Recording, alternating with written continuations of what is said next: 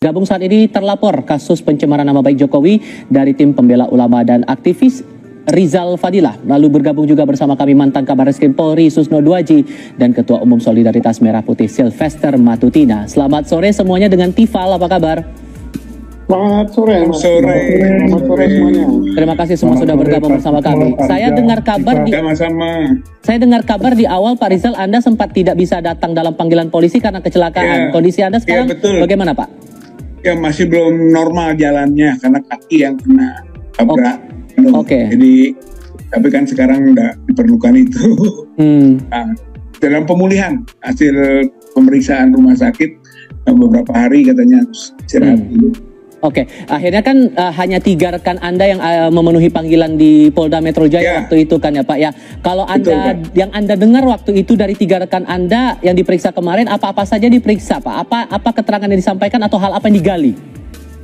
Ya, saya kira mengenai TPUA-nya sendiri gitu kan, kompetensi waktu mengajukan pengaduan, itu legal standing lah. Kemudian juga terkait dengan pasal-pasal yang dilaporkan gitu oleh Pak Jokowi, masalah 310, 311, dan 27A sampai ke 32, 32, 35 Undang ITE. Saya kira masalah substansinya itu gitu ya. Di samping juga beberapa podcast dari TPUA yang menyampaikan tentang sampai ke proses berangkat ke Yogyakarta, ke UGM dan ke Solo tempat kediamannya Pak Jokowi untuk mencari informasi skripsi dan ijazah. Dan konteksnya waktu itu pemeriksaan sudah status sebagai saksi atau polisi cuma minta klarifikasi ke 3 teman Anda itu, Pak? Masih klarifikasi, walaupun disebutnya sebagai saksi di dalam panggilan itu, tapi intinya klarifikasi yang disampaikan di Polda waktu itu ya? Polda Metro ya. Jadi saksi untuk klarifikasi lah, itu mudahnya mungkin Pak.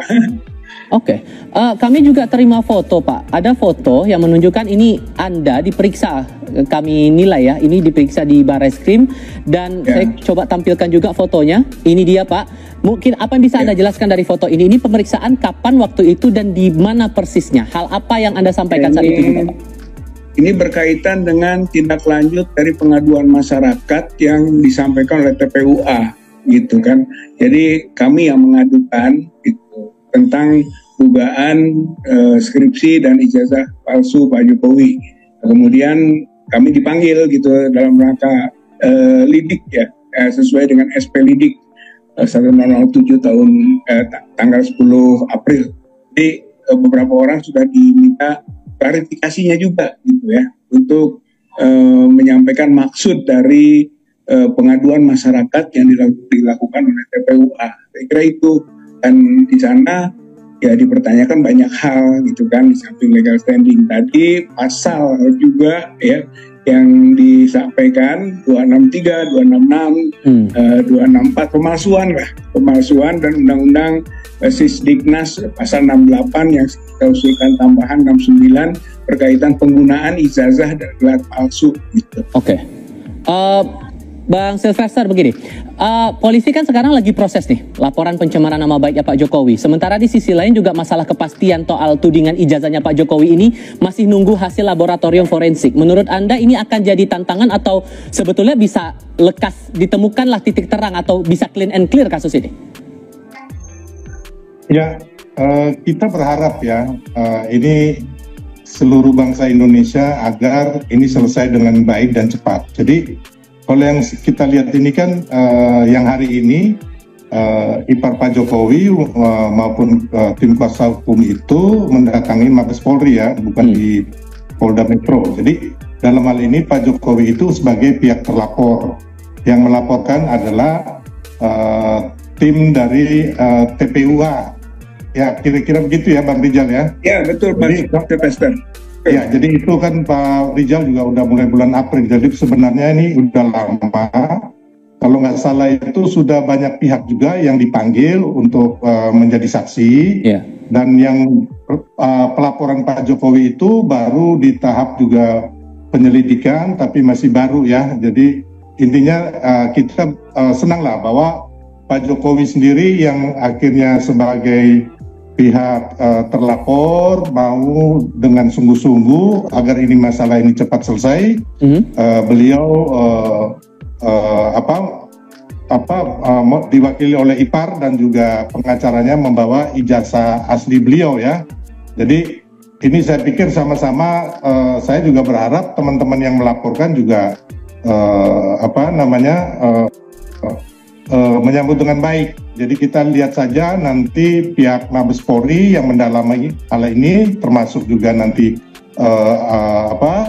tim laboratorium forensik Mabes Polri bisa benar-benar akhirnya mendapatkan hasil yang kita harus hormati nantinya gitu, mengenai keabsahan daripada ijazah palsu yang dituduhkan.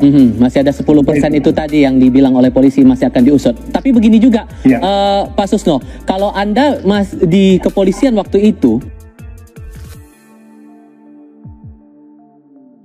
dengan konteks ada dua kasus seperti ini, satu masalah tudingan ijazah, kemudian sudah ada laporan juga masalah pencemaran nama baik. Sesungguhnya mana yang harus bisa dibuktikan lebih dulu, masalah tudingan ijazah ini atau masalah pencemaran nama baiknya yang bisa diusut lebih dulu, Pak Susno? Baik, kedua kasus ini adalah sangat berkaitan ya, satu sama lain. Pertama, kita hargai Pak Jokowi sudah membawa juga permasalahan ini ke ranah hukum, karena hanya ranah hukum lah yang bisa menyelesaikan isu-isu ini. Nah, mana yang harus diselesaikan lebih dulu, karena ini saling berkaitan. Penuduhan tentang ijazah palsu lebih dulu dilaporkan, kemudian karena dituduh ijazah palsu, sedangkan Pak Jokowi mengatakan tidak palsu, maka dia merasa nama baiknya tercemar. Jadi benar, sudah ditangani ijazah itu palsu apa tidak.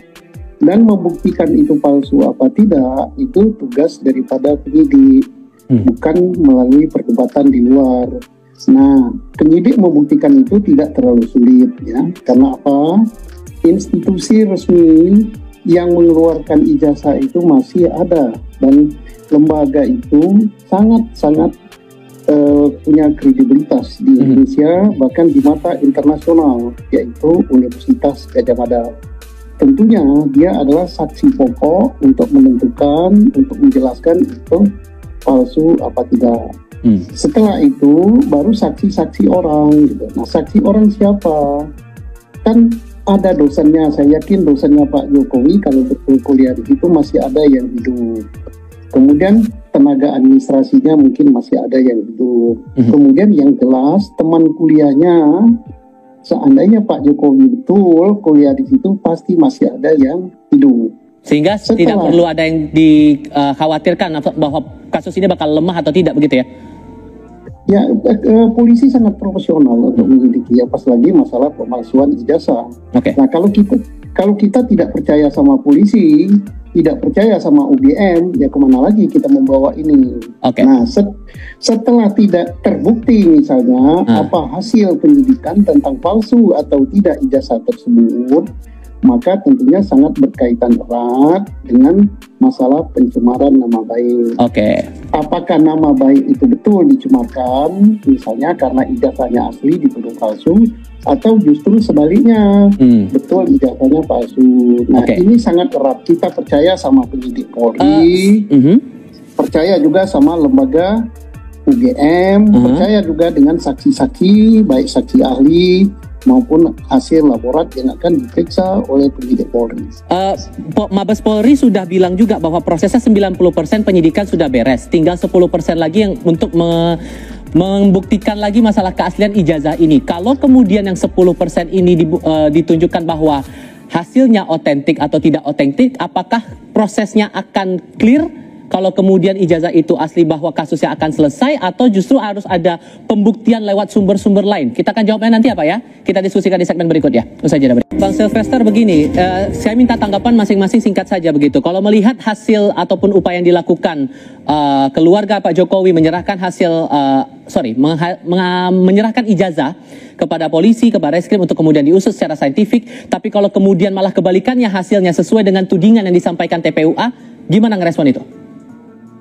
Ya, ini kan itikat yang sangat baik dari Pak Jokowi agar cepat selesai permasalahan ini, karena kita kan juga nggak mau kegaduhan, terus keributan di bangsa kita.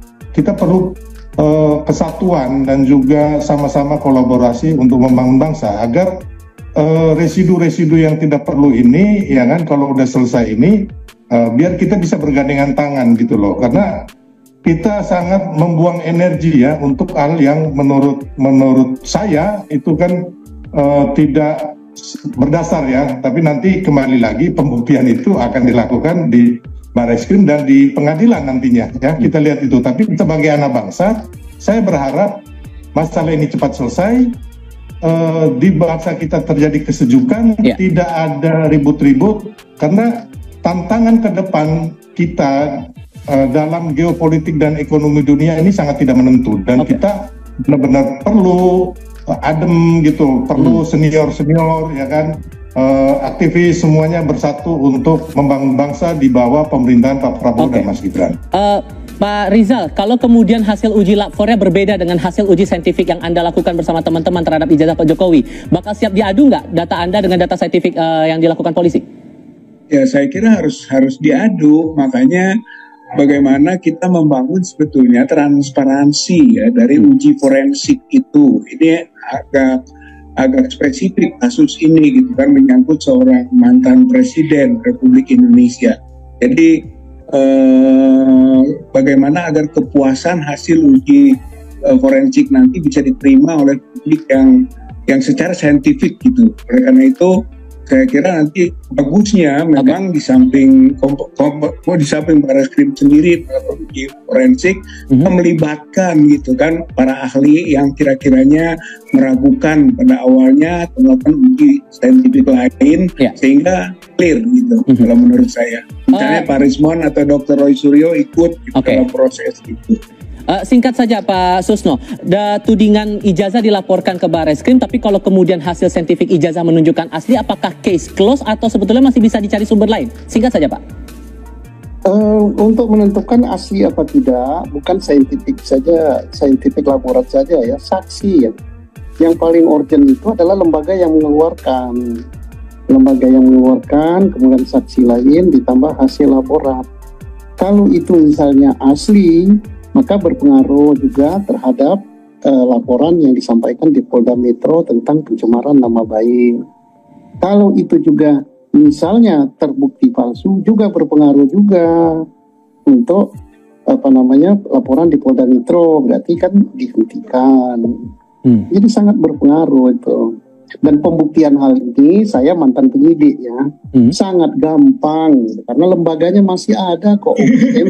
OGM-nya ada, saksi ada, laborat ada. Jadi bagus sekali membawa ini ke ranah hukum supaya ini jelas, dan kita yakin bahwa Polri independen, hasil laboratnya bagus, hasil pemeriksaan saksi juga bagus, dan tentunya Polri kita harap juga tadi memeriksa juga para ahli, sehingga apakah ini diadu antara data pelapor dengan data daripada pihak UGM dan sebagainya, tentunya kan diadu kan. Pihak pelapor kan diperiksa, diterima juga penjelasannya, pihak sebelah sana diperiksa juga. Nanti penyidiklah yang menilai apakah ini diteruskan kepada penuntut umum, apakah ini dihentikan. Jadi nggak akan perlu makan waktu lama ya untuk pengusutan ini ya Pak?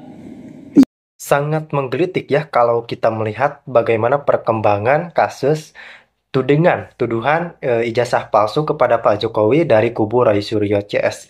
Mereka ini berkata seolah-olah mereka paling tersakiti, seolah-olah mereka adalah kelompok pembela kebenaran yang saat ini tengah ditindas, yang saat ini tengah dibungkam, dan saat ini tengah dihajar habis-habisan. Padahal kalau kita renungkan, kalau kita pikirkan secara akal sehat ya, bukan secara menggunakan kebencian dan tentu saja dengan dasar hukum dan fakta-fakta yang relevan, terutama kalau kita melihat bagaimana dugaan atau tudingan ijazah palsu tersebut kepada Pak Jokowi ini sebenarnya sangat-sangat tidak layak untuk diperdebatkan. Kenapa saya katakan tidak layak? Karena UGM telah mengkonfirmasi bahwa ijazah Pak Jokowi itu terbukti asli dan no KW-KW. Malah katanya ijazah Rismanto yang diduga KW atau ijazahnya bodong.